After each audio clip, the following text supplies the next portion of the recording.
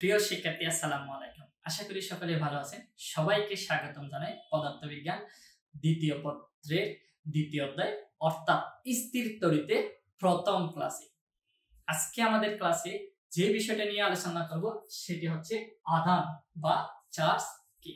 আধান কি বা চার্জ কি, কোথায় থেকে সৃষ্টি হয়, এটা আমরা ভালোভাবে বুঝতে গেলে বা আমাদের যদি ভালোভাবে বুঝতে হয় তাহলে আমাদের পরমাণু সম্পর্কে জানতে হবে। আমরা অনেকেই পরমাণু সম্পর্কে জানি, কিন্তু দেখো আমি একটু বলার চেষ্টা করতেছি, মনোযোগ সহকারে দেখো পরমাণু জিনিসটা কি, কোথায় থেকে সৃষ্টি হয়। তাহলে আমরা যদি কোনো একটা পদার্থকে নিই, সেই পদার্থকে যদি বিভাজন করি অর্থাৎ ভাগ করি, তাহলে যে অংশটি পাওয়া যায় সেটা হচ্ছে অণু। অণুকে যদি আবার বিভাজন করি, যে অংশটি পাওয়া যাবে সেটির নামটি হচ্ছে পরমাণু।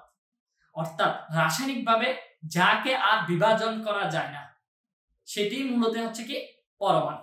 আচ্ছা দেখো, তাহলে আমাদের এখানে একটা পদার্থ সোডিয়ামের খণ্ড আছে, সোডিয়ামের খণ্ড আছে।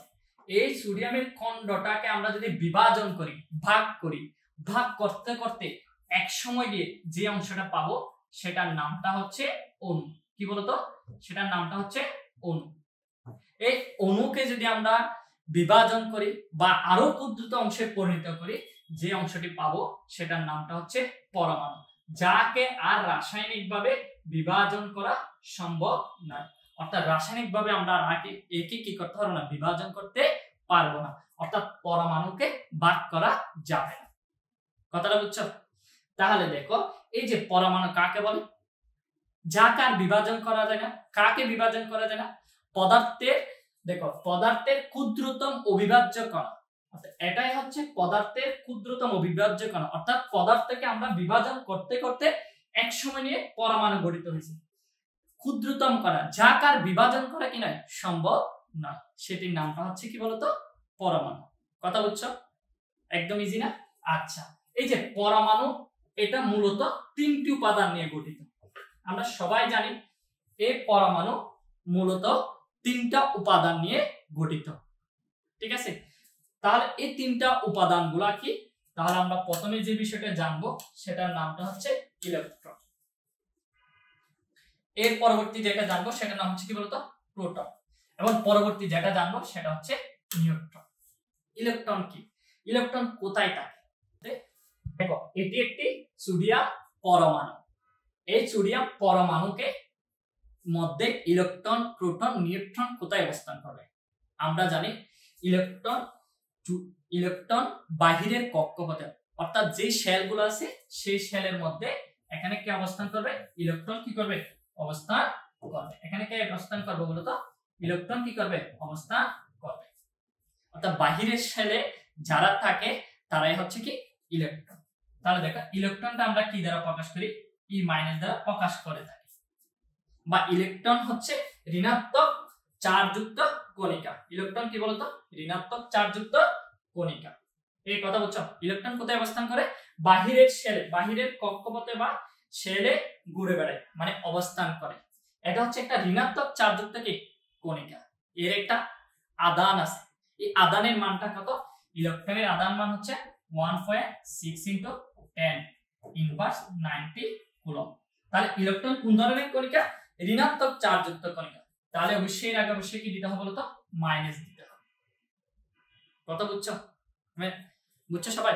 তাহলে ইলেকট্রন কোথায় অবস্থান করে? পরমাণুর বাহিরের শেল অবস্থান করে, ঋণাত্মক চার্জযুক্ত কণিকা। আচ্ছা, প্রোটন কোথায় অবস্থান করে? এই প্রোটনটা, এই যে আমরা জানি পরমাণুর যে নিউক্লিয়াস আছে, এই নিউক্লিয়াসের মধ্যে কে অবস্থান করবে? প্রোটন অবস্থান করবে। পরমাণুর যে নিউক্লিয়াস থাকে, নিউক্লিয়াসের মধ্যে কে অবস্থান করবে? এই প্রোটন অবস্থান করবে। প্রোটন কোন ধরনের কণিকা?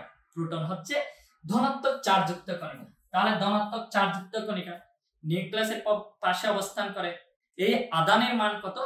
সেম ইলেকট্রনের মতো। প্রোটন যখন পজিটিভ চার্জযুক্ত কণিকা, সেজন্য এর আগে অবশ্যই কি থাকবে? প্লাস থাকবে। 1.6 × 10⁻90 কুলম্ব। এই বুঝছো? ইলেকট্রন কোথায় অবস্থান করে? বাহিরের কক্ষপথে। প্রোটন কোথায় অবস্থান করে? নিউক্লিয়াসের সাথে অবস্থান করে। নিউট্রন কোথায় অবস্থান করবে? নিউট্রন অবস্থান করবে সেটা হচ্ছে, দেখো সেটি হচ্ছে যেখানে প্রোটন আর নিউক্লিয়াস অবস্থান করে তার পাশে করে কি অবস্থান করবে, নিউট্রন অবস্থান করবে। তাহলে এটা হচ্ছে কি বলতো, নিউট্রন।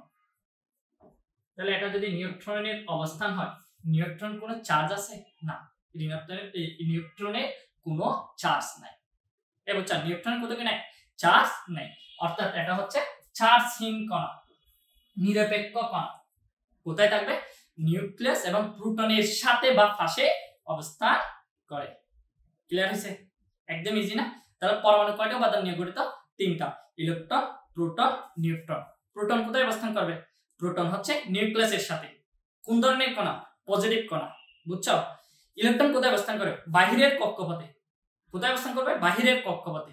কোন ধরনের কণিকা, ঋণাত্মক চার্জযুক্ত কণিকা। দেখো তো একটি পরমাণুর মধ্যে কতটা ইলেকট্রন থাকবে, কতটা প্রোটন থাকবে। আমরা জানি একটি পরমাণুর মধ্যে যতটা ইলেকট্রন থাকবে ততটা প্রোটন থাকবে। কথা বুঝছো? একটি পরমাণুর মধ্যে কতটা ইলেকট্রন থাকে। তাহলে এখানে দেখো সোডিয়াম আছে, এই সোডিয়ামের মধ্যে কতটা ইলেকট্রন আছে। আমরা জানি সোডিয়ামের মধ্যে নাম্বার অফ ইলেকট্রন সংখ্যা হচ্ছে 11টি, আর নাম্বার অফ প্রোটন সংখ্যাটা হচ্ছে কত বলতো, 11টি। কথা বুঝছো? অর্থাৎ যতটা ইলেকট্রন থাকবে ততটা কি থাকবে, প্রোটন থাকবে। আচ্ছা, তাহলে দেখো এখন আমরা আলোচনা করব একটা পরমাণুকে কি করব, আহিতকরণ। অর্থাৎ কোন একটা পরমাণুকে আহিতকরণ করতে গেলে কোন বিষয়টা থাকে, দেখো মনে করি এটি একটি পরমাণু। এই পরমাণুকে আমরা আহিত করব। দুইটি উপায়ে আমরা আহিত করতে পারবো। একটা হচ্ছে ইলেকট্রনে পরিবর্তন, ইলেকট্রনে পরিবর্তন করে, আরেকটি হচ্ছে প্রোটনের পরিবর্তন করে। কিভাবে আহিত করে, একটা পরমাণুকে ইলেকট্রনের পরিবর্তন করে, আরেকটা হচ্ছে প্রোটনের পরিবর্তন করে। কিন্তু দেখো আমরা যখন প্রোটনের পরিবর্তন করে কোন একটা পরমাণুকে আহিত করতে যাব, তখন আমাদের নিউক্লিয়াসে বিক্রিয়া করতে হবে। আমাদের কিসের বিক্রিয়া করতে হবে, তো নিউক্লিয় বিক্রিয়া করতে হবে। নিউক্লিয় কি করতে হবে, বিক্রিয়া করতে। আসলে সব সময় এই বিক্রিয়াটা করা কি নয়, সম্ভব নয়। আমরা যদি সহজে কোন একটা পরমাণুকে আহিত করতে চাই, তাহলে অবশ্যই আমাদের কার পরিবর্তন করতে হবে, ইলেকট্রনের পরিবর্তন করতে হবে। কার পরিবর্তন করতে হবে বলতো, ইলেকট্রনের পরিবর্তন করে। তাহলে আমরা প্রোটনের পরিবর্তন করেও আহিত করতে পারি, কিন্তু প্রোটন পরিবর্তন করতে গেলে নিউক্লিয় বিক্রিয়া করতে হয়। তাহলে নিউক্লিয় বিক্রিয়া করাটা সবসময় কি নয়, যা সবসময় সম্ভব নয়। সেজন্য আমরা ইলেকট্রনের কি করতে যাব, পরিবর্তন করতে যাব। তাহলে ইলেকট্রনের কিভাবে পরিবর্তন করব, ইলেকট্রনকে আমরা দুইভাবে পরিবর্তন করতে পারি। অর্থাৎ কোন একটা পরমাণু থেকে ইলেকট্রন বাহিরে নিয়ে যেতে পারি। দেখো ইলেকট্রন বাহিরে নিয়ে যাব, এভাবে করলে কি হবে, এভাবে করলে পরমাণু আহিত হবে। বা কোন একটা বাহির থেকে ইলেকট্রনকে, দেখো কোন একটা বাহিরের ইলেকট্রনকে পরমাণুতে কি করব, প্রবেশ করব, ভিতরে নিয়ে যাব। তাহলে কোথায় নিয়ে যাবো বলতো, ভিতরে নিয়ে যাব। এই দুইভাবে আহিত করতে পারি। তাহলে দেখো, তাহলে আমরা দেখি এটি একটি পরমাণু, এই পরমাণুকে আমি বর্তমানে কোনো আহিত করি না। তার মানে এখানে নাম্বার অফ, দেখো নাম্বার অফ ইলেকট্রন, দেখো নাম্বার অফ ইলেকট্রন ও নাম্বার অফ প্রোটন সবসময় কি থাকবে, সমান থাকবে।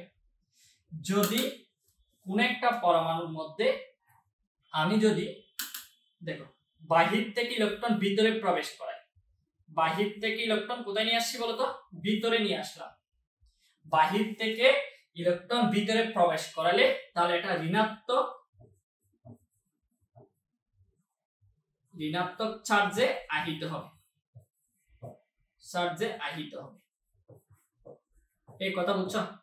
তাহলে দেখো এই যে বাহির থেকে যখন কোন একটা ভিতরে প্রবেশ করাবো, বাহির থেকে কোন একটা ইলেকট্রনকে যখন ভিতরে প্রবেশ করাবো, এটা অবশ্যই কোন চার্জে আহিত হবে, ঋণাত্মক চার্জে আহিত হবে। আবার যখন ভিতর থেকে আবার যখন কোন একটা পরমাণুকে সরি কোন একটা ইলেকট্রনকে আবার যখন কোন একটা ইলেকট্রনকে দেখো ভিতর থেকে বাহিরে নিয়ে যাও, কোথায় নিয়ে গেছি বলতো? বাহিরে। এই যে এই বস্তুটা বা পরমাণুটা কোন চার্জে আহিত হবে? এটা ধনাত্মক চার্জে আহিত হবে, ধনাত্মক চার্জে আহিত হবে। কেন বা ধনাত্মক চার্জ, কেন বা ঋণাত্মক চার্জ? আর যখন number of electron number of proton থাকবে তখন নিরপেক্ষ পরমাণু হবে, নিরপেক্ষ তড়িৎ বা বস্তু বা নিরপেক্ষ বস্তু বলতে পারো, তো পরমাণু বলতে পারো। ঠিক আছে, যখন বস্তু নিয়ে কথা বলবো তখন বস্তু হবে, আর যখন পরমাণু নিয়ে কথা বলবো তখন কি হবে? পরমাণু। কেন বা এই ধরনের হয়? তাহলে দেখো হওয়ার একটা কারণ, সেটা হচ্ছে দেখো আমরা এটা একটি পরমাণু নিলাম বা কোন একটা বস্তু নিলাম, এই বস্তুর মধ্যে নাম্বার অফ ইলেকট্রন, এখানে বল number of electron, number electron কয়টা আছে? x পরিমাণ ইলেকট্রন আছে। তাহলে প্রোটন কয়টা থাকবে? নাম্বার অফ প্রোটন, আমরা জানি যতটা ইলেকট্রন থাকবে ততটা কি থাকবে? প্রোটন থাকবে। তাহলে অবশ্যই নাম্বার অফ প্রোটন ও নাম্বার অফ ইলেকট্রন পরস্পরের কি সমান, পরস্পরের কি বলতো? সমান। তাহলে এটা হচ্ছে নিরপেক্ষ পরমাণু গঠিত। আবার দেখো ঠিক আমি যখন এই বস্তুটাকে বাহির থেকে একটা ইলেকট্রন দেখো ভেতর থেকে বাহিরে নিয়ে যাব, তাহলে ভেতর থেকে বাহিরে একটা ইলেকট্রন নিয়ে যাচ্ছি, তাহলে এটা x পরিমাণ ইলেকট্রন ছিল। কি পরিমাণ ইলেকট্রন ছিল বলতো? সেম x পরিমাণ। এখান থেকে একটা ইলেকট্রন আমি বাহিরে নিয়ে গেলাম, তাহলে দেখো নাম্বার অফ ইলেকট্রন কত থাকবে বলতো? x minus e। আর নাম্বার অফ প্রোটন কয়টা থাকবে বলতো? x পরিমাণ। তাহলে দেখো x থেকে একটা ইলেকট্রনকে কি করব? বিয়োগ করব। আর প্রোটন কয়টা ছিল? x পরিমাণ ছিল। তাহলে যে কার মান বেশি আছে? অবশ্যই নাম্বার অফ প্রোটনের মানটা বেশি আছে। কার থেকে? নাম্বার অফ ইলেকট্রন থেকে। তাহলে দেখো প্রোটন হচ্ছে ধনাত্মক চার্জ, এখানে কার পরিমাণ বেশি? ধনাত্মক চার্জের পরিমাণ বেশি, সেজন্য এটা ধনাত্মক চার্জে আহিত হবে, ধনাত্মক চার্জে আহিত হবে।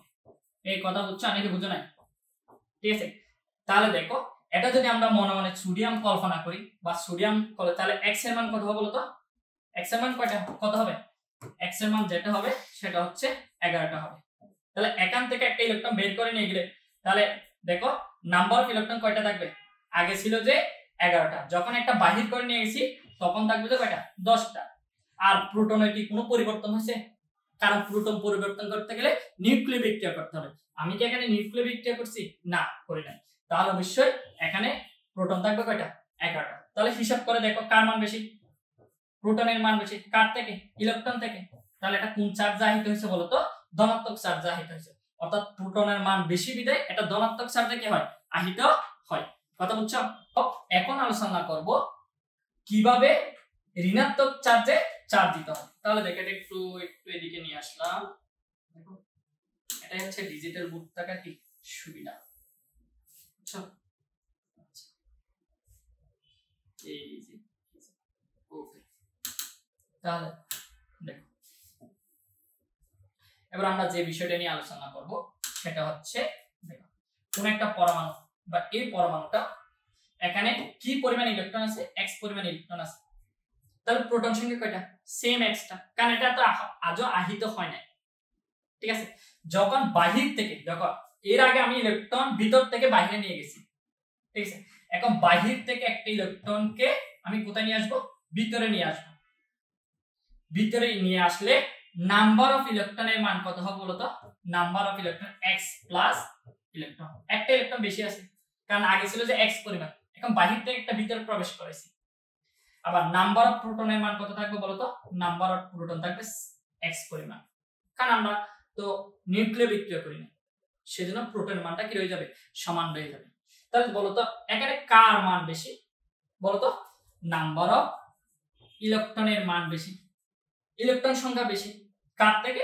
নাম্বার অফ প্রোটন থেকে। তাহলে যখন ইলেকট্রনের মান বেশি থাকে সেটা কোন ধরনের চার্জে হবে বলতো? ইলেকট্রন কোন ধরনের চার্জ? ঋণাত্মক চার্জ। তাহলে অবশ্যই ঋণাত্মক চার্জে আহিত হবে, ঋণাত্মক চার্জে আহিত হবে। ঠিক আছে, ঋণাত্মক চার্জে কি হবে বলতো, আহিত হবে। এই বুঝছো বুঝছো, আমি আবার বলতেছি, যখন প্রোটনের সংখ্যা বেশি থাকবে ধনাত্মক চার্জে আহিত হয়, যখন ইলেকট্রন সংখ্যা বেশি থাকবে তখন ঋণাত্মক চার্জে কি আহিত হয়। এই দুইটা বিষয়ের উপর ভিত্তি করে প্রকৃতি অনুসারে চার্জ দুই প্রকার, একটার নাম হচ্ছে ধনাত্মক চার্জ, আরটা হচ্ছে ঋণাত্মক চার্জ। কথা বুঝছো? এই বুঝছো না, বুঝো না, একদম ইজি না? তাহলে দেখো, কেন বা ধনাত্মক চার্জ আহিত হয়, কেন ঋণাত্মক চার্জ আহিত হয়, কখন নিরপেক্ষ থাকে, ঠিক আছে, এগুলো আমরা এখন কি ইজি বা সহজে কি করতে বলতে পারবো। সেজন্য প্রকৃতি অনুসারে চার্জ কয় প্রকার, দুই প্রকার, একটা হচ্ছে ধনাত্মক চার্জ, আরটা হচ্ছে কি চার্জ, ঋণাত্মক চার্জ। তাহলে চার্জের এই ছাড়াও আরো প্রকার আছে, অবশ্যই আছে। চার্জ কোথায় অবস্থান করে, কোন বস্তুর উপর অবস্থান করে, এটার উপর ভিত্তি করে আবার চার্জ হচ্ছে চার প্রকার। ঠিক আছে, এই চার প্রকার পড়ানোর আগে আমি চার্জের একক নিয়ে একটু কথা বলবো। তাহলে চার্জ কেমনে সৃষ্টি হয় বুঝতে পারছো? তাহলে একটা বস্তুর মধ্যে যখন কার আধিক্য বেশি থাকবে, প্রোটনের আধিক্য বেশি থাকবে, তাহলে ধনাত্মক চার্জ আহিত হবে। আর কোন একটা বস্তুর মধ্যে যখন ইলেকট্রনের আধিক্য বেশি থাকবে, ঋণাত্মক চার্জে কি হবে, আহিত হবে। ঋণাত্মক চার্জে আহিত করতে হলে বাহির থেকে, দেখো বাহির থেকে ভিতরে ইলেকট্রন নিতে হয়, আর ধনাত্মক চার্জে আহিত করতে হলে ভিতর থেকে বাহির ইলেকট্রন কি করতে হবে, নিয়ে যেতে হবে। এই বুঝছো? আচ্ছা, এই চার্জ আর চার্জে হচ্ছে একটা কি রাশি, স্কেলার রাশি। চার্জ একটা কি রাশি বলতো, স্কেলার রাশি। তাহলে চার্জ যদি একটা স্কেলার রাশি হয়, তাহলে দেখো চার্জ হচ্ছে একটা কি রাশি, স্কেলার রাশি। চার্জের একক দুটা, একটা হচ্ছে সিজিএস পদ্ধতি, আরটা হচ্ছে এমকেএস পদ্ধতি।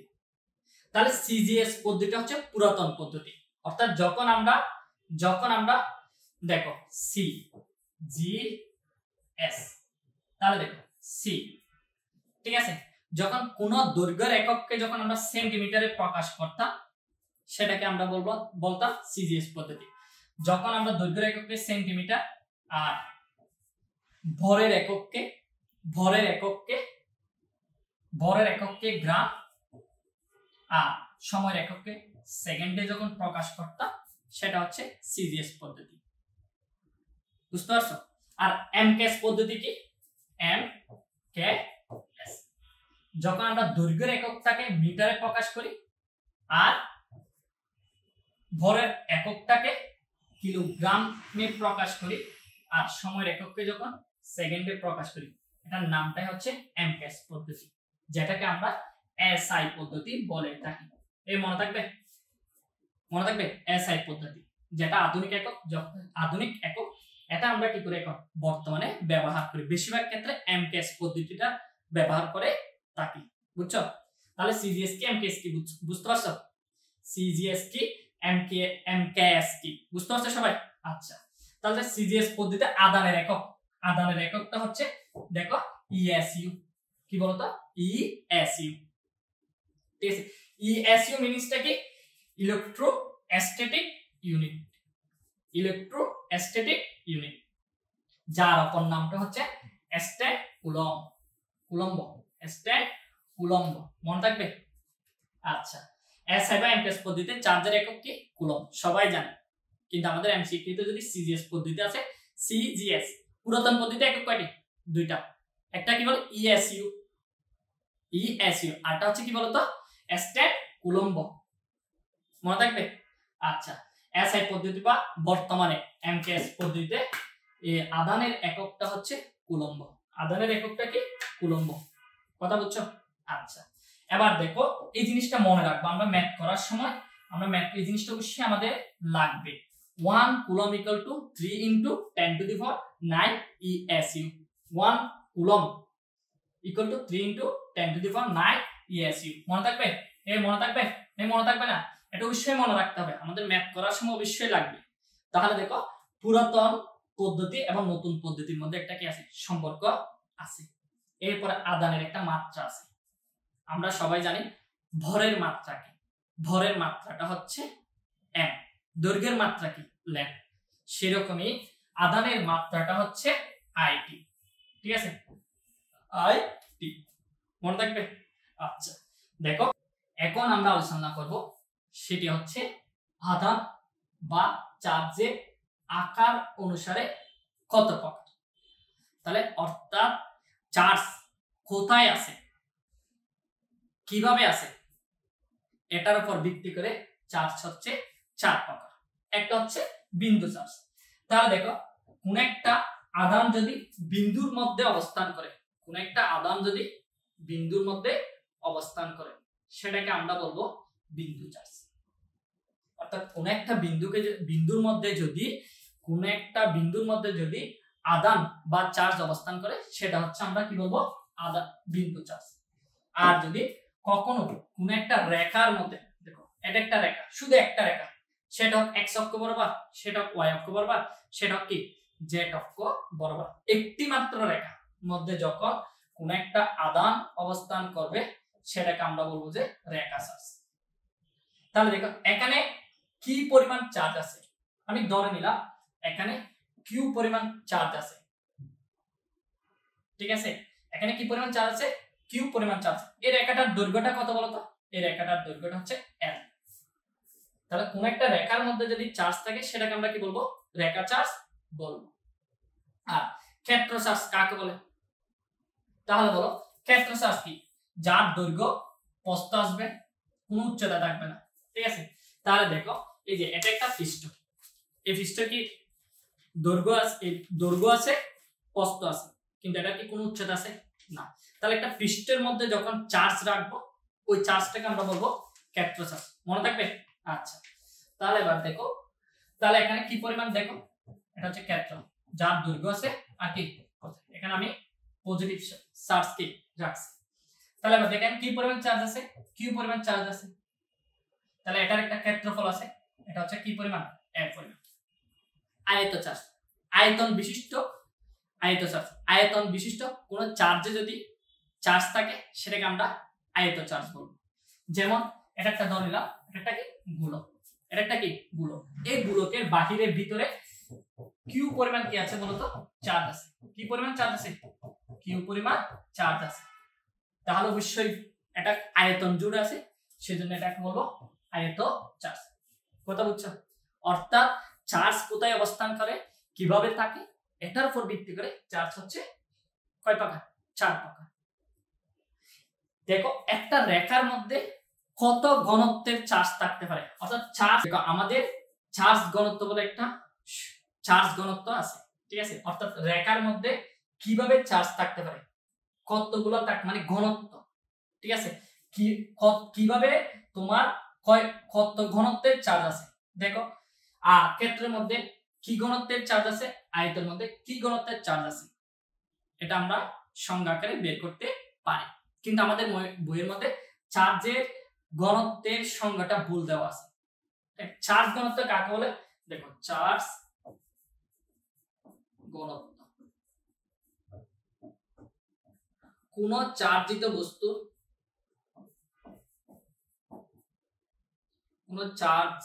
বস্তু, বস্তুর একক মাত্রায় যে পরিমাণ চার্জ আছে,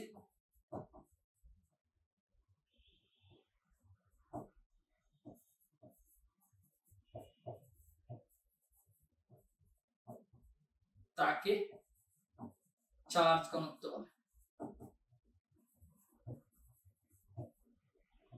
তাহলে দেখো এই রেখার চার্জের ঘনত্বটা কত আমরা বের করতে, অর্থাৎ এখানে একটা কথা লেখা আছে, সেটা হচ্ছে তোমার একক মাত্রায়।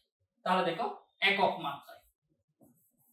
মাত্রায়, অর্থাৎ দৈর্ঘ্যে একক দৈর্ঘ্য, মাত্রা মানে হচ্ছে একক দৈর্ঘ্য, একক ক্ষেত্রফল, একক আয়তন। মাত্রা জিনিসটা কি বলছি বলতো, মাত্রা শব্দের অর্থ একক দৈর্ঘ্য, একক ক্ষেত্রফল, একক আয়তন। তাহলে দেখো আমরা জানি বিন্দুর মধ্যে কি কোনো দৈর্ঘ্য আছে, না, বিন্দুর কোনো দৈর্ঘ্য নেই। বিন্দুর কোনো কি আয়তন আছে, না। বিন্দুর কোনো কি ক্ষেত্রফল আছে, না, কোনো কিছুই নাই। তাহলে যখন নাই, সেজন্য বিন্দু ঘনত্বে কোনো চার্জের কি নেই, মাত্রা, চার্জ ঘনত্ব নাই। বিন্দুর যখন কোনো মাত্রা নাই, সেজন্য বিন্দু ঘনত্বের কোনো কি নেই, চার্জ ঘনত্ব নাই। তাহলে দেখো রেখা চার্জ কাকে বলে, তাহলে দেখো, তাহলে আমরা লিখতে পারি রেখা চার্জ ঘনত্ব, রেখা চার্জ ঘনত্ব। ঠিক আছে, তাহলে দেখো কোন চার্জিত বস্তুর একক একক দৈর্ঘ্যের যে পরিমাণ চার্জ থাকে, তাহলে রেখা মানে দৈর্ঘ্য না হয় প্রস্থ না হয় উচ্চতা, যে কোনো একটা বুঝাবে। তাহলে দেখো এল দৈর্ঘ্যের মধ্যে চার্জ আছে কি পরিমাণ, কিউ পরিমাণ, আর একক দৈর্ঘ্যের মধ্যে চার্জ আছে কিউ ডিভাইডেড বাই এল পরিমাণ। তাহলে চার্জ ঘনত্বকে আমরা সিগমা দ্বারা প্রকাশ করি, sigma equal to q divided by l. এর একটা কি আছে বলতো, একক আছে, এর একটা কি আছে, একক আছে। এই এককটা কত, চার্জের একক কি বলতো, কুলম্ব, আর দৈর্ঘ্যের একক কি, মিটার। মিটার ইনভার্স কত বলতো, 1 মিটার ইনভার্স 1। এই বুঝছো, এই বুঝো না? তাহলে দেখো রেখা চার্জ ঘনত্ব কাকে বলে। এরপরে দেখো আমাদের যেটা আছে সেটা হচ্ছে ক্ষেত্র চার্জ ঘনত্ব কি। তাহলে ক্ষেত্র চার্জ ঘনত্ব কাকে বলে, একক ক্ষেত্রফলের মধ্যে যে চার্জ থাকবে সেটাকে ক্ষেত্র চার্জ ঘনত্ব বলে। এক ক্ষেত্রফলের মধ্যে চার্জ আছে কিউ পরিমাণ, তাহলে একক ক্ষেত্রফলের মধ্যে যেটা থাকবে সেটি হচ্ছে কি, সেটি হচ্ছে চার্জ ঘনত্ব। তাহলে চার্জ ঘনত্বকে ল্যামডা দ্বারা প্রকাশ করে, ল্যামডা ইকুয়াল টু কত হবে, কিউ ডিভাইডেড বাই এল। তাহলে Q divide by L, Q divide by কত, তাহলে এর এককটা কি, এককটা হচ্ছে দেখো চার্জের একক কুলম্ব আর ক্ষেত্রফল একক মিটার স্কয়ার। তাহলে মিটার ইনভার্স কত হবে 2। এই বুঝছো, খুব ইজি, বুঝছো? এবার তোমরা নিজেরা পারবে না, সেই বের করো তো আয়ত চার্জ ঘনত্ব কাকে বলে, বলো পারবা? আচ্ছা, আয়ত চার্জ ঘনত্ব কাকে বলে? তাহলে দেখো এক ক্ষেত্রফলের সরি, তাহলে এটা আয়তন জুড়ে যেটা থাকবে সেটা, এটা একটু ভুল হয়েছে, আয়তন জুড়ে যে চার্জ থাকবে সেটা। আচ্ছা দেখো ভি আয়তনের মধ্যে চার্জ থাকে কিউ পরিমাণ, একক আয়তনে যেটা থাকবে সেটা কিউ ডিভাইডেড বাই কি হবে, বি। ঠিক আছে, তাহলে দেখো এটাকে আমরা কি দ্বারা প্রকাশ করতে পারি, এটাকে আমরা রো দ্বারা প্রকাশ করা হয়। আয়ত চার্জ ঘনত্ব কি দ্বারা প্রকাশ করা হয়, রো দ্বারা প্রকাশ করা হয়। তাহলে rho equal to q divided by b. তাহলে বলো তো এর এককটা কি বলো তো, এককটা চার্জের একক কুলম্ব, আয়তন মিটার ইনভার্স কত বলতো, ঠিক এ মনে থাকবে? আচ্ছা দেখি বলো তো, খুবই ইজি না, খুবই ইজি, কিন্তু আমাদের বইয়ের মধ্যে কি জানো, এই আয়ত চার্জ কে বলা আছে চার্জ ঘনত্ব, মনে থাকবে? আমরা কি ভুল করব না, ভুল করব না, আমরা এখন কি শিখে ফেলছি, তাহলে আমাদের কি হবে না, ভুল হবে না। আমাদের যদি আয়ত চার্জ কাকে বলে লেখা থাকে তাহলে আয়ত চার্জ হিসাব করব, ক্ষেত্র চার্জ কাকে বলে লেখা থাকে, ক্ষেত্র চার্জ, রেখা চার্জ, আর শুধু চার্জটা চার্জ ঘনত্ব কাকে বলে, তাহলে রেখা না, ক্ষেত্র না, আয়ত না, তাহলে শুধু চার্জ ঘনত্ব। চার্জ ঘনত্ব কাকে বলে কথা লিখবে, কথা থাকলে কোন চার্জিত বস্তু একক মাত্রায়, কথাটা অবশ্যই কি করতে হবে, লিখতে হবে, বুঝছো? আচ্ছা দেখো এরপর আমাদের কি আছে, স্থির তড়িতের প্রথম সূত্র। তাহলে বলতো স্থির তড়িতের প্রথম সূত্র কি, স্থির তড়িতের প্রথম সূত্রটা কি, তাহলে বলো?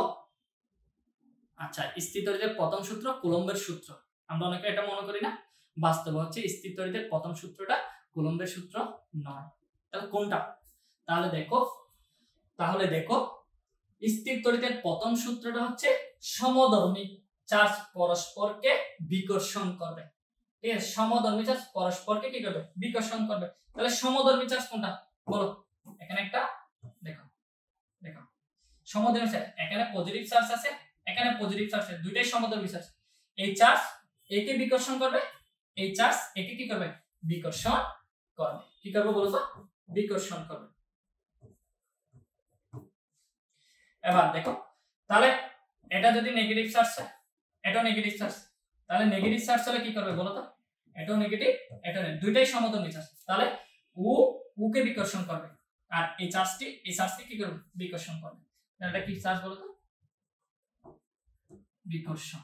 ঠিক আছে, আর বিপরীতধর্মী চার্জ, তাহলে দেখো বিপরীতধর্মী চার্জ, তাহলে বিপরীতধর্মী চার্জ যদি নিয়ে নিই, তাহলে এটা যদি পজিটিভ হয় এটা হবে নেগেটিভ, আর এটা যদি পজিটিভ হয় এটা হবে কি বলতো, নেগেটিভ।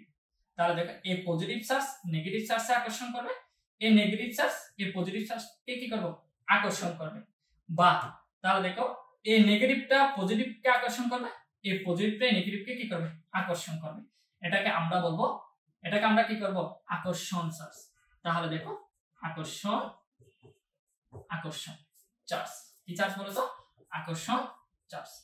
আর সমধর্মী হলে কি বিকর্ষণ চার্জ, মনে থাকবে। তাহলে বুঝতে পারছো নাকি বুঝো নাই? বুঝছো? এটাই হচ্ছে স্থির তড়িতের প্রথম সূত্র। তাহলে এটা হচ্ছে কি বলতো স্থির তড়িতের কি সূত্র, প্রথম সূত্র। এই বুঝছো? আচ্ছা তাহলে কি বলতো দুইটাই যদি একই কি হয় সমধর্মী হয়, একই ধরনের চার্জ হয়, তাহলে পরস্পর বিকর্ষণ আর বিপরীত তলে আকর্ষণ করবে। তোমরা যেটা করো তা আর কি। আচ্ছা এই বুঝছো? আচ্ছা তাহলে এবার দেখো আদানের কোয়ান্টাইজেশন। কোয়ান্টাইজেশন জিনিসটা কি? কোয়ান্টাইজেশন জিনিসটা আমাদের যদি বুঝতে হয়, আমাদের এই যে কোয়ান্টাইজেশন কথাটা দ্বারা বোঝানো হয় সেটি হচ্ছে তোমরা মনে রাখবা, সেটি হচ্ছে প্রকৃতিতে যেটা যেভাবে আসে সেটাকে বলা হয় কোয়ান্টাইজেশন। অর্থাৎ প্রকৃতির মধ্যে যেটা যেরকম আসে সেটাকে তুমি অন্য রূপে পরিবর্তন করতে পারবে না। তুমি চাইলে এর অর্ধেক অংশ নিয়ে যেতে পারবে না, নিলে প্রকৃতিতে যেভাবে সৃষ্টি হয়েছে সেভাবে তোমার নিয়ে যেতে হবে, সেটাকে বলা হয় কোয়ান্টাইজেশন। অর্থাৎ পূর্ণ সংখ্যা আকারে থাকা। দেখো তাহলে যদি না বুঝো তাহলে দেখো এখানে অনেকগুলা ডিম আছে, এখানে অনেকগুলা কি আছে বলতো ডিম আছে, ওই যে খাওয়ার ডিমটা আর কি, ঠিক আছে? তোমরা যে পরীক্ষায় পাও ওই ডিমটা আবার অনেকে পাও। আচ্ছা তোমরা তো সবাই ভালো স্টুডেন্ট, কেউ পাও না। তাহলে দেখো এই যে ডিম যেটা আছে, এই ডিমটা যদি তুমি বাজার থেকে কিনতে যাও, বাজার থেকে যদি নিতে যাও, তাহলে দেখবা যে তোমাকে কেউ, তুমি যদি বলো আমাকে দুইটা অর্ধেক ডিম দেন, দুইটা দেবে তারপর আর অর্ধেক দেবে, তোমাকে কোনো দোকানদার কি দেবে? দেবে না। তাহলে প্রকৃতিতে ডিমগুলা পূর্ণ আকারে সৃষ্টি হয়েছে, তাহলে তোমার নিতে গেলে পূর্ণ আকারে নিতে হবে। যেমন কলা আছে, আম আছে, তোমরা যদি ওইগুলা নিয়ে যেতে চাও, তুমি যদি বলো স্যার আমাকে 10টা দেওয়ার পরে আর অর্ধেক 10টা দেবে আর অর্ধেক কলা দেয়, কোন দোকানদার কি তোমাকে দেবে? দেবে না। ঠিক আছে? তাহলে প্রকৃতিতে যেটা যেভাবে সৃষ্টি হয় সেটাকে আমরা বলবো কোয়ান্টাইজেশন।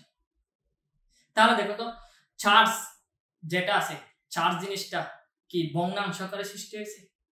না, সেটা পূর্ণ আকারে সৃষ্টি হয়েছে। কথাটা বুঝছো? কারণ দেখো একটা চার্জের মান আমরা কত নেব 1.6 × 10 ইনভার্স 19 কুলম্ব। 10 ইনভার্স কত কুলম্ব? 19 কুলম্ব। তাহলে কি আমরা বলতে পারি না যে কলা, আম, ডিম প্রকৃতি যেভাবে সৃষ্টি হয়েছে পূর্ণ আকারে, এই পূর্ণ আকারে কি করতে হবে? নিতে হবে।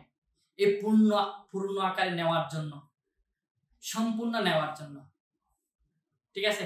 তাহলে আমাদের যে কাজটা করতে হবে সেটা হচ্ছে পূর্ণ আকারে নিতে হবে। কখনো কি আমরা এর অর্ধেক বা হাফ বা ভগ্নাংশ আকারে 2/3, 4/3, ঠিক আছে, 1/4 এভাবে কি নিতে পারবো? না, কখনো নিতে পারবো না। এই যে চার্জ যেটা সৃষ্টি হয়েছে সেটা হচ্ছে পূর্ণ আকারে সৃষ্টি হয়েছে। চার্জারটা কি আকারে সৃষ্টি হয়েছে? পূর্ণ আকারে সৃষ্টি হয়েছে। দেখো এখানে লেখা থাকে কোন চার্জিত বস্তুতে, তাহলে দেখো আমি এখানে দিলাম, দেখ এটা একটা চার্জিত বস্তু, এটা একটা কি বস্তু বলতো? চার্জিত কি বস্তু। এই কোন চার্জিত বস্তুতে চার্জের পরিমাণ হবে, দেখো এটা হচ্ছে একটা চার্জিত বস্তু, এটা হচ্ছে একটা কি বস্তু বলতো? চার্জিত বস্তু। এই চার্জের পরিমাণটা হবে ইলেকট্রন চার্জের মানে, দেখো কিউর মানটা হবে, ঠিক আছে, ইলেকট্রনের যে চার্জ আছে ইলেকট্রন চার্জের মানে পূর্ণ সংখ্যার সরল গুণিত। তাহলে পূর্ণ সংখ্যাকে আমি n দ্বারা প্রকাশ করব, এটার সাথে সরল গুণিতক আকারে কি থাকবে, ঠিক আছে? এই দেখো ইলেকট্রন যদি এটা পজিটিভ চার্জে যদি চার্জিত করি, পজিটিভ চার্জে চার্জিত করলে এই ইলেকট্রনটা প্লাস 1.6 × 10 ইনভার্স 19 কুলম্ব হবে। আর যদি এটাকে আমরা যদি নেগেটিভ চার্জে চার্জিত করি, দেখো নেগেটিভ চার্জে চার্জিত 1.6 × 10 ইনভার্স 19 কুলম্ব হবে। কথা বুঝছো? কিন্তু n এর মানটা পূর্ণ আকারে থাকবে। তাহলে পূর্ণ সংখ্যা কাকে বলে? যেসব সংখ্যা কি নাই ভগ্নাংশ হয় না। তাহলে দেখো 1 2 3 4 ডট ডট এভাবে যদি থাকে সেটাকে আমরা বলবো পূর্ণ সংখ্যা। অর্থাৎ n এর মানটা কখনো 0.5 0.3 0.6 2.5 5.5 এভাবে কখনো হবে না। এই কথা বুঝছো? এভাবে কখনো কি হবে না। তাহলে n এর মানটা সবসময় পূর্ণ আকারে যদি থাকে, n এর মানটা যদি পূর্ণ আকারে যদি থাকে তাহলে অবশ্যই ওই বস্তুটা চার্জ দিতে হতে পারে। যদি n এর মানটা যদি পূর্ণ আকারে না হয় তাহলে ওই বস্তুটা চার্জ দিতে হতে পারে না। তাহলে দেখো আমরা এটার উপরে কয়েকটা ম্যাথ করব, বুঝছো? আচ্ছা দেখো, ম্যাথ করার আগে আমি আমার মোবাইলের ক্যালকুলেটরের ফাংশনটা নিয়ে আসি। ম্যাথ করার আগে আমরা ক্যালকুলেটরের ফাংশনটা কি নিয়ে আসবো। আচ্ছা নিয়ে আসলাম। আচ্ছা এবার দেখো কোন বস্তুর আদান -8.6 × 10⁻16 কুলম্ব হতে পারে কি? তাহলে দেখ, ধরে নিলাম এটা একটা বস্তু, এই বস্তুর আদানের মানটা কিউর মানটা আমাদের -8.6 × 10⁻16 কুলম্ব হতে পারে কি? এটা আমরা কি করব? যাচাই করব। তাহলে আমরা জানি কিউ ইকুয়াল টু কি বলতো? কিউ ইকুয়াল টু কত? n। তাহলে কিউর মানটা আমাদের n এর মানটা লাগবে কিউ ডিভাইডেড বাই কি। তাহলে দেখো n। তাহলে এবার দেখো কিউর মান কত? -8.6 × 10⁻16 ডিভাইড বাই মাইনাস ইলেকট্রনের মান কত? 1.6 × 10⁻19। তাহলে দেখো এটাকে ভাগ করে দেখো তো।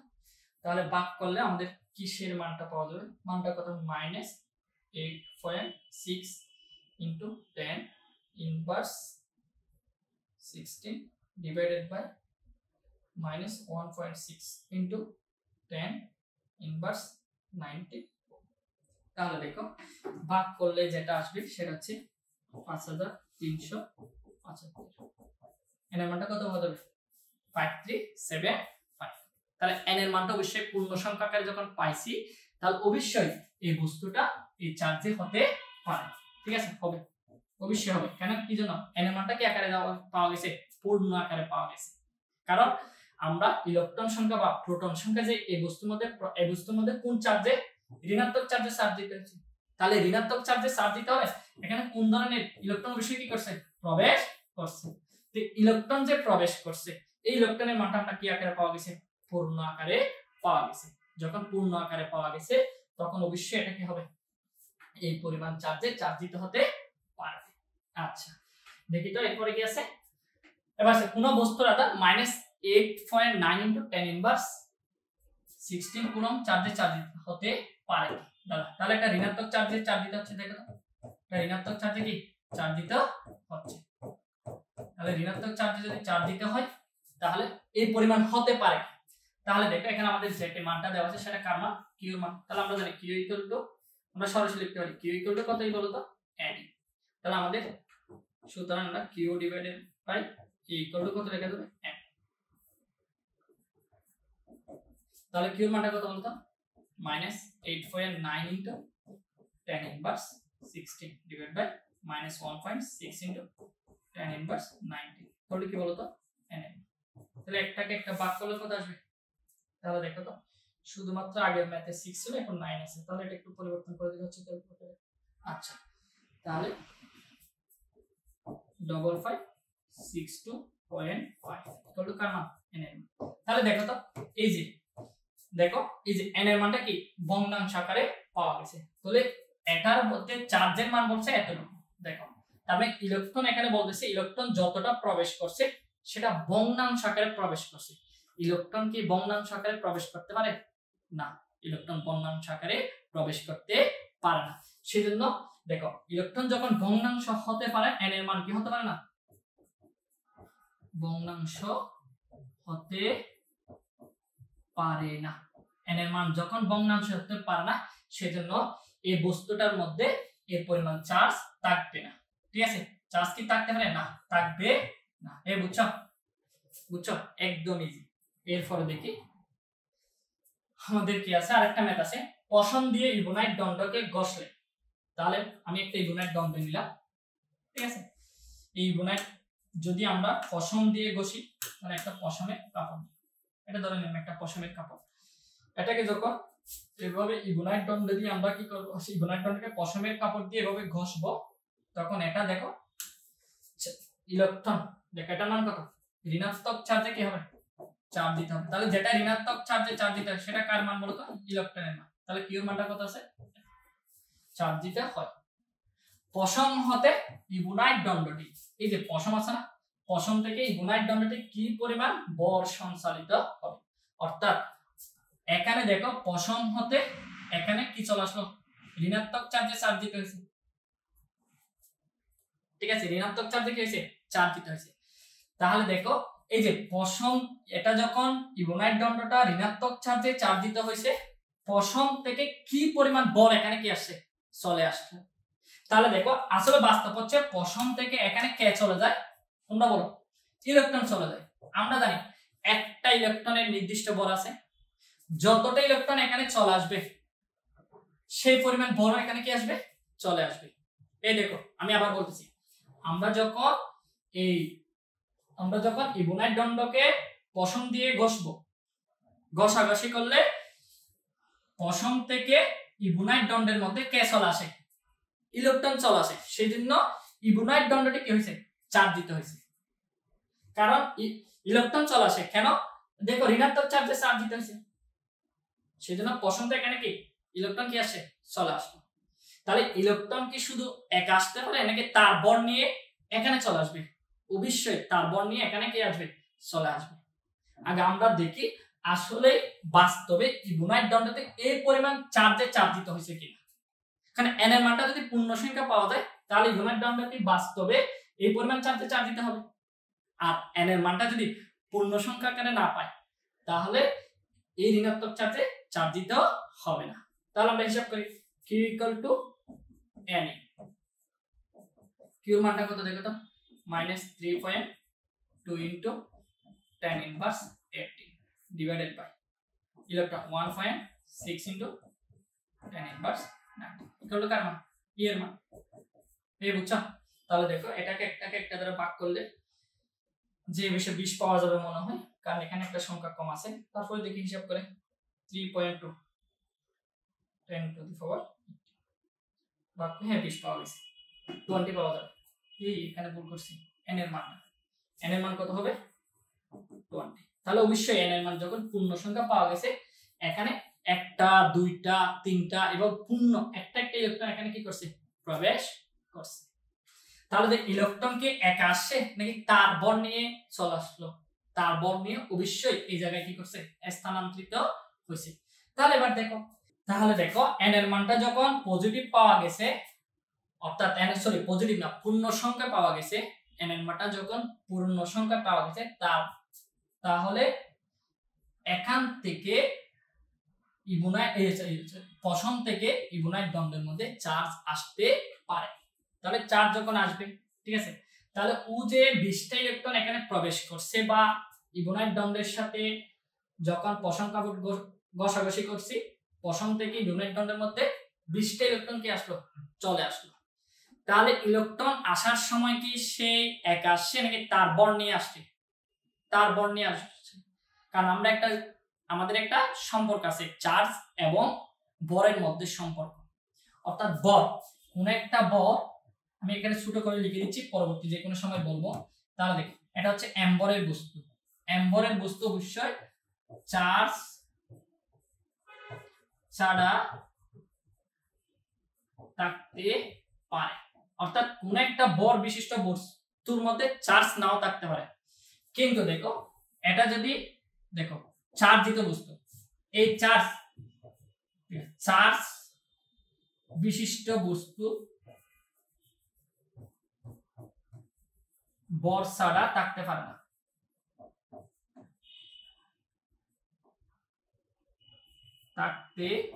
না, অর্থাৎ কোন একটা চার্জ যদি স্থানান্তর হয় তার বরটা নিয়ে স্থানান্তর হবে। কথা বুঝছো?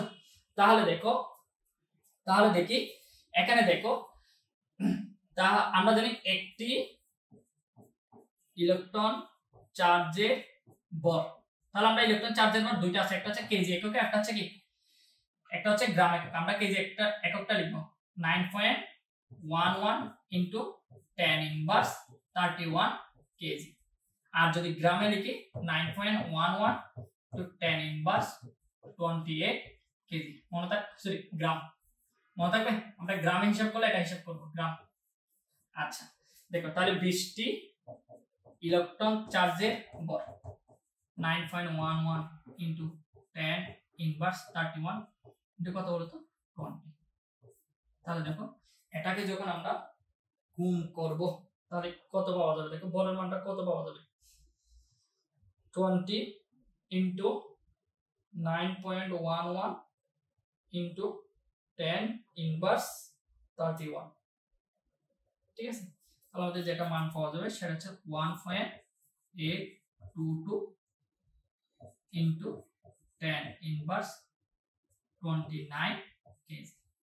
তাহলে দেখো 20টা ইলেকট্রন, প্রত্যেকটা ইলেকট্রনে নিজের ভর নিয়ে ইবোনাইট দণ্ডের মধ্যে স্থানান্তরিত হবে। তাহলে মোট ভর কতটুকু সঞ্চালিত হবে বলতো পোষণ কপট থেকে 1.822 ইনটু 10 ইনভার্স 29। এটা কত বলতো 29 কেজি ভর কি আসবে নিয়ে আসবে। একদম ইজি, এই বুঝছো? আচ্ছা এবার দেখো আমরা ম্যাথ করলাম, এরপর আবার আছে সেটা হচ্ছে কোয়ান্টাইজেশনের গ্রাফ। দেখি কোয়ান্টাইজেশনের গ্রাফটা কিরকম। তাহলে দেখো কোন একটা বস্তু, এই বস্তুর মধ্যে আমি ধরে নিলাম, দেখো এটা হচ্ছে টাইম আর এটা হচ্ছে কি কিউ এর মান, কিউ এর মান 10 ইনভার্স 90 ইনটু, তাহলে দেখো 1.6 3.2, তাহলে দেখো আচ্ছা দেখো 4 কত 8 ধরে নিলাম। এরপরে আমরা 6.4, ঠিক আছে হিসাব ঠিক আছে নাকি ভুল করছি দেখি তো। তাহলে আমরা 4.8 ইনটু সরি 4.1 প্লাস 1.6, হ্যাঁ ঠিক আছে ঠিক আছে।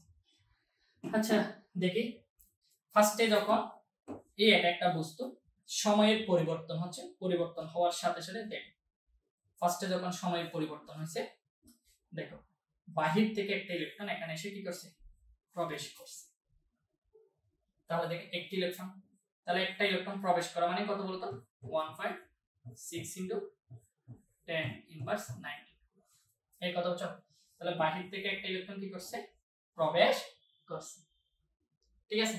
আচ্ছা এবার দেখো অথবা বাহির থেকে এরপরে গিয়ে একটা ইলেকট্রন প্রবেশ করছে, একটা ইলেকট্রনের মান কত কত 1.6, অথবা একটা প্রোটন কি করছে, আমি একটা ইলেকট্রন যখন প্রবেশ করছে ইলেকট্রনের মান নাম্বার অফ ইলেকট্রনের মান কি বেশি প্রোটন থেকে, ঠিক আছে। তাহলে এটা ঋণাত্মক চার্জে চার্জ দিতে হবে।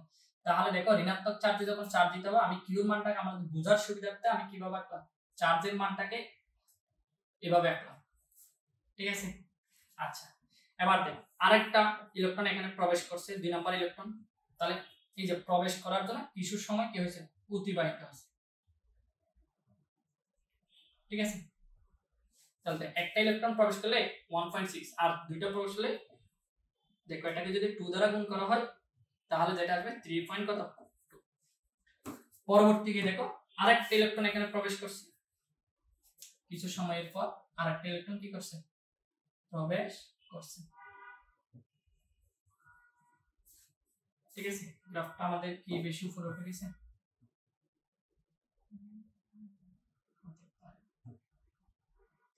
তাহলে আমরা এভাবে না দিয়ে